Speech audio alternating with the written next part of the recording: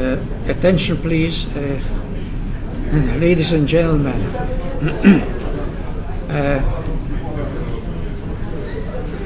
The first speaker today will be Dr. Zachary Wieinner from Brown University. Dr. Wieinner graduated. Dr. Zachary graduated from Brown University, and his dissertation was about a commentary on Inna, Anuma, and Nil in one of the most important astronomical book of the Babylonians, and there is a commentary which is called Inna Shumasin Inna Tamartishu. Okay, something about the moon. Dr. Zachary is now staying at Hebrew University as a Fulbright and Lady Davis Fellow, and he's going to speak about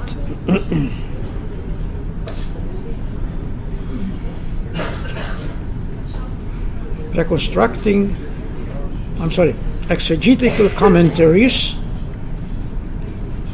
reconstructing traditions of interpretation in the Neo-Assyrian period. Okay, please.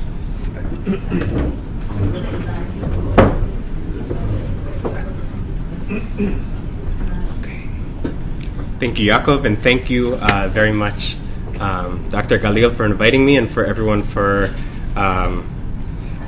accepting a paper in English.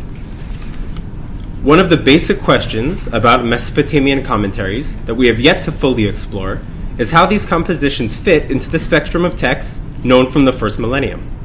That is, are commentaries closer to archival texts, such as administrative, legal, or epistolary compositions, which were rarely copied over long periods of time, or non-archival texts that Oppenheim would have placed within his famed stream of tradition, such as most divinatory, lexical, or literary texts, which were organized into series and are now often extant in multiple exemplars. On its surface, this doesn't seem to be much of a question. Because of the vast majority of extant commentaries focus on, and even share the layouts of, divinatory and lexical texts, it would be logical to think that these compositions were similarly copied over time and organized into series. Indeed, there are commentaries whose colophons indicate that they are duplicates of earlier compositions, and commentary series like Shuma Sin in a Tamartishu, which explains the celestial divinatory series Enuma Anu Enlil, and More Good, which interprets the lexical series Urahubulu.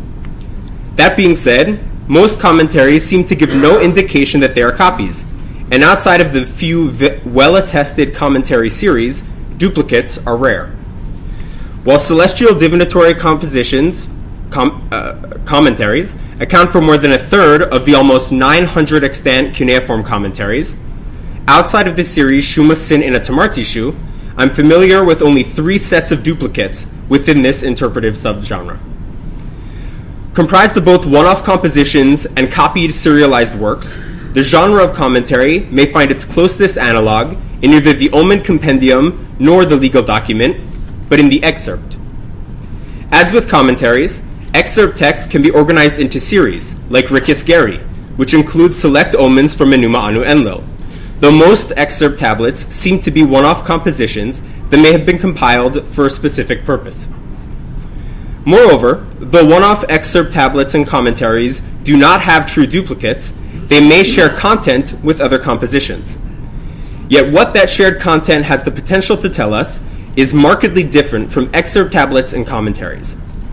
Indeed, it is this idea of shared content within commentaries and what we can learn from the interpretive material known from multiple texts that will be the focus of this presentation.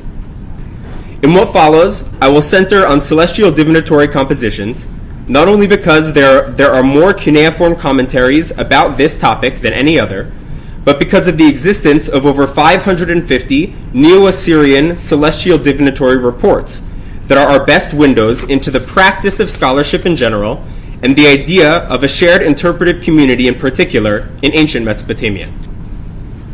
By the first millennium, the form and content of the individual celestial divinatory omen is all but fixed. Scribes who compose excerpt tablets that focus on celestial divination may include omens known from serialized compendia, such as Enuma Anu Enlil, as well as from other types of texts. And while it could be interesting to note if and how these often anonymous compilers recontextualize these omens they excerpt, these scribes rarely seem to change the individual omens themselves. While the omen is relatively static, its interpretations are variable, based on diverse criteria and potentially transformative.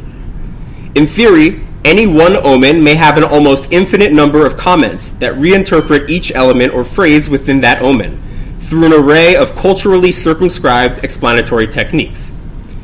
These techniques establish associations between elements based on things like homophones or antonyms, and can be used in their own right or as part of a host of larger goals, like connecting the protasis or if clause of an omen to its apodosis or its then clause.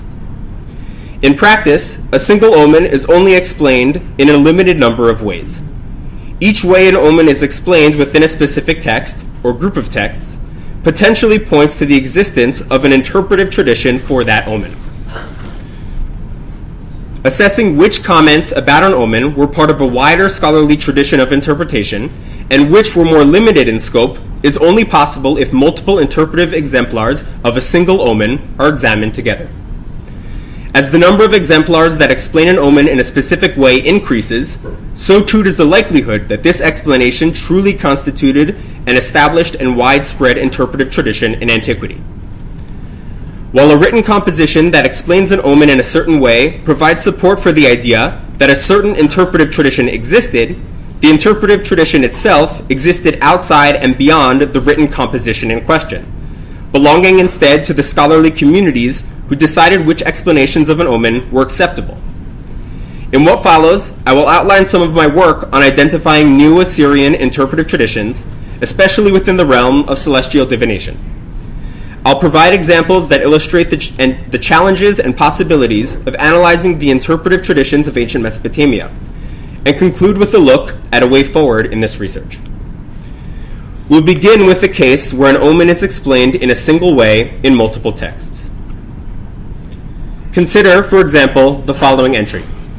If the stars, or Pleiades, reach the Pashitu demon constellation, in that year there will be famine. The protasis means that Mars reaches Saturn. This entry is known from 4 separate compositions. Tablet 6.1 of the commentary series Shuma Sin Inatamartishu, 2 different commentaries on what may be the 53rd tablet of Enuma Anu Enlil, as well as a celestial divinatory report written by the scholar Shapiku of Borsippa to the king of Assyria, who in this case was probably Esarhaddon or Ashurbanipal. Before examining different aspects of this interpretive tradition, let us simply understand the comment itself. The comment interprets the movements of the star or Pleiades towards the Pashitu demon constellation as actually signifying that Mars reaches Saturn. I find it helpful to ask myself why in examining commentaries. Why is this omen commented upon in the first place? A question that anyone who has studied Torah with Rashi will be familiar with as, what does Rashi see as problematic in this verse? And second, why is this omen interpreted in this specific fashion? In many cases, it can be difficult to answer these questions, as they require an advanced understanding of the Mesopotamian scholarly mind. Luckily for us, we can answer both of our why questions to at least some degree in this case. First, this omen is interpreted because it describes an impossible phenomenon, or more precisely, an event that Mesopotamian scholars who spent years looking up at the stars and who had records of others doing the same thing ostensibly never witnessed. One constellation getting closer to another constellation. As such, this omen and the many omens like it would be unusable if not reinterpreted. And so Mesopotamian scholars largely decided to explain them as referring to phenomena that do occur. Why scholars specifically chose to reinterpret this omen as meaning Mars reaches Saturn is not fully clear, though the idea that an object or event in the sky could be associated with another object or celestial phenomenon is well known in Neo-Assyrian scholarship. Moreover, the stars or Pleiades are associated with the planet Mars in other interpretive omens and compositions. That being said, the stars or Pleiades are also associated with the main constellation, which is itself simply another name for the Pleiades. And I know of no parallels for understanding the Pashitu demon constellation as Saturn. Thus, while the comment associating the stars or Pleiades and the Pashitu demon constellation with Mars and Saturn is not extraordinary, ancient scholars who wanted to reinterpret the omen in question could have done so in a number of different ways. What is interesting for our purposes here is that they chose not to. The fact that each individual or group of individuals who commented upon this omen in ancient Mesopotamia did so in the same way tells me that the process of interpreting this omen was not simply an ad hoc enterprise, or even one where scholars felt comfortable freely employing any number of interpretive techniques to come to a new, unique understanding of the omen in question. Instead, this entry seems to attest to a single interpretive tradition by which scholars felt compelled to interpret this omen. All of the texts that employ this interpretive tradition were found in Nineveh, and so at first glance, one could imagine that the late Assyrian seat of power was the home of this interpretive tradition. A closer look at the evidence paints a different picture.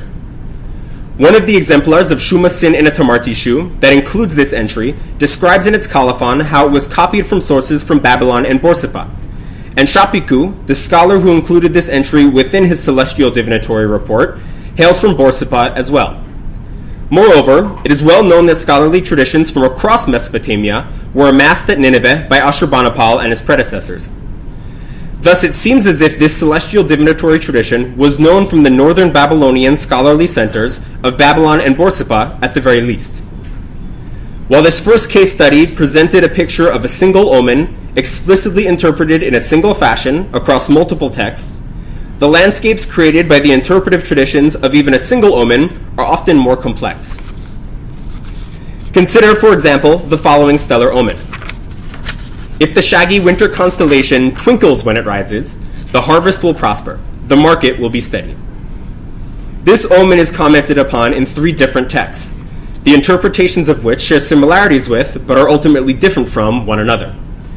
Shuma Sin and Etamartishu Tablet X includes 2 separate comments on this omen. The first comment states that the shaggy winter constellation is seen at the beginning of the month of Tammuz, while the second comment notes that the shaggy winter constellation stars are bright. The second comment seems to associate the rare and opaque verb translated as twinkles in the protasis, muluchu in Akkadian, with ba'alu, the common verb used to denote that stars, planets, or other celestial objects are bright or large. Such a comment may indicate that muluchu was as poorly understood in antiquity as it is today.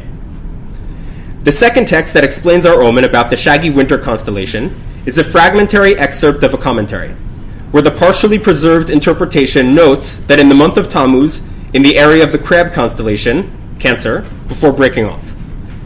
After the invention of the zodiac in the second half of the first millennium, the crab constellation would be the sign of Tammuz, and so its inclusion here is understandable. The third place where this omen is interpreted is the celestial divinatory report written by the Assyrian scholar Nabu Mushetsi, most probably to Esarhaddon or Ashurbanipal, which reads as follows. If a planet becomes visible in the month of Tammuz, there will be deaths. If the shaggy winter constellation twinkles when it rises, the harvest will prosper, the market will be steady. These are for Mercury. As with the previous omen and interpretation that we examined, Nabu Mushetsi associates a constellation with a planet. And indeed, the connection between the shaggy winter constellation and Mercury is known from other compositions.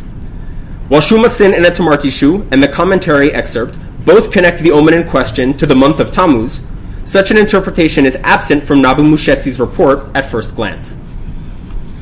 A closer look at the final section of this report reveals something interesting. The only other omen in this section specifically refers to the month of Tammuz. And so, Nabu Mushetsi may have implicitly understood our omen as connected to Tammuz as well.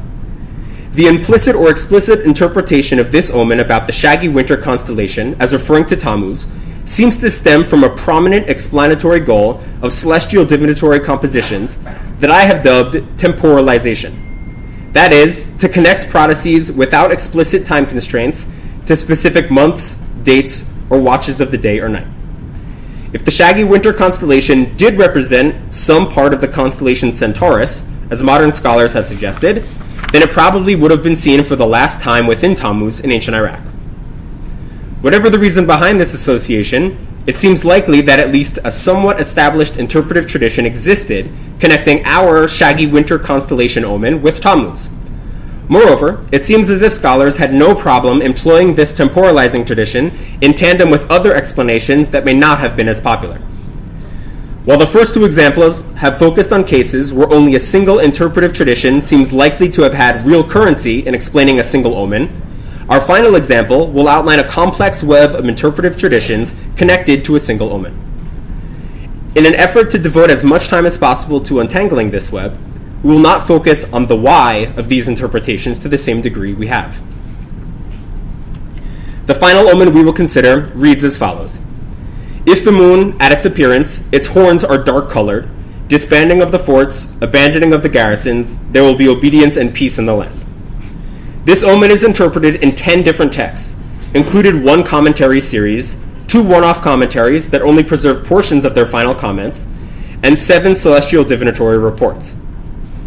In the commentary series Shuma Sin in Etamartishu, this omen is interpreted in 5 different ways. From the moon at its appearance being seen in a cloud, being in a stable or normal position, or having equal horns, to Saturn standing with the moon. The final interpretation is a lexical explanation that associates the sign Gi with the verbs to be dark-colored from the protasis, to be peaceful from the apodosis, and to be stable from a comment. The 2 other commentaries that interpret this omen have much in common with one another but are not duplicates. One commentary, found in Nineveh, preserves the comment that the moon at its appearance is in a stable or normal position, as well as the full lexical explanation known from Shuma Sin in Etamartishu. While the second commentary, known from Khuzirina in modern-day southern Turkey, also preserves a portion of the lexical explanation, as well as a fragment of what may be the interpretation connected to Saturn standing with the moon. Of the 7 reports, 3 contain at least partial versions of the lexical explanation. Of these 3, reports from the Babylonian scholar Ashoredu the Elder and the Assyrian scholar Akulanu also interpret our omen to mean that the moon at its appearance is stable or normal, an explanation we have seen in both Shuma Sin and Etamartishu and the individual commentary from Nineveh. Moreover, Akulanu goes on to explain the omen as meaning that the moon is seen in a black cloud, which aside from the color designation of the cloud, is also known from Shuma Sin and Etamartishu. Along with the lexical interpretation, the Babylonian scholar Zakir understands our omen about the moon's horns as indicating that the horns are stable or normal, a comment similar to one in Shuma Sin and Etamartishu that describes the lunar horns as equal. The 4 reports that do not include the lexical explanation all do something else with our omen that set them apart from the other 6 texts we have discussed thus far. In each of these reports, penned by a Babylonian scholar, our omen about the moon's horns is either explicitly or implicitly temporalized to mean that the moon is seen in opposition with the sun on the 14th, which is the proper day for opposition in the Mesopotamian calendrical system. At face value, this interpretation of the moon being seen in the middle of the month stands in stark contrast with the understanding of our omen in the other 3 reports, which are each connected to the appearance of the moon that marks the beginning of the lunar month. The interpretation of our omen to mean that the moon is in opposition with the sun on the 14th is actually connected to the comments about this omen found in both Zakir's report and Shuma Sin and Etamartishu, that the moon's horns are regular, or that the moon's horns are equal. There are many examples within the reports, as well as the larger celestial divinatory tradition, of ancient scholars understanding the horns of the moon as signifying the relationship between the moon and the sun. If a normal lunisolar relationship is typified by the moon and sun being in opposition or being equal on the 14th of the month, and if the moon and sun can be represented by the horns of the moon, then it is easy to see how Mesopotamian scholars interpreted the moon's horns being regular or equal to mean that the moon and sun were in opposition on the 14th. The many explanations of our omen about the moon's horns seem to be divided into a number of interconnected and discontinuous interpretive traditions. Perhaps the most established and fundamental of these is the tradition of the lexical explanation, which is found whole or in part in at least 3 commentaries and 3 reports. The next strongest interpretive tradition, which focuses on the moon's position, is represented through 2 commentaries and 2 reports, and is associated with the lexical explanation. It is somewhat less certain whether any of the groups of comments also related to the lexical explanation and focused on the moon and a cloud, the moon's horns, or the moon and Saturn, constituted a true interpretive tradition in antiquity, as they are each known from only 2 sources, and their occurrences either differ slightly from one another or are heavily restored. Though tacitly built upon a similar lexical connection, the interpretive tradition of the moon and sun being in opposition on the 14th, which is represented in 4 reports from Babylonian scholars, is never evoked in tandem with other explanations or interpretive traditions. Because of its disconnection from other explanations of the omen at hand, and the fact that it is only included in reports from Babylonian scholars, it may be that this temporalizing tradition is purely Babylonian, whereas the interpretive tradition and comments connected to the lexical explanation tradition represented the dominant Assyro-Babylonian understanding of our omen. Within the Neo-Assyrian period, significant interpretive traditions existed alongside one another and beside groups of less represented explanations, creating a vibrant, interconnected commentary culture. Because of the many similarities between commentaries and copied, serialized compositions, Assyriologists have basically dealt with commentaries as if they were omen compendia or lexical lists. While true duplicates are edited together, similarities between texts on the micro level are relegated to the commentary section of an edition, and all but forgotten. In order to fully understand Mesopotamian commentary culture, we must deal with commentaries as if they were simultaneously omen compendia and administrative tablets. For most of us in this room, there are few archival texts, when considered in isolation, that are truly interesting. Only when their data is harvested in large groups do they become more than the sum of their parts, fleshing out the lives of individuals and institutions through aggregate details.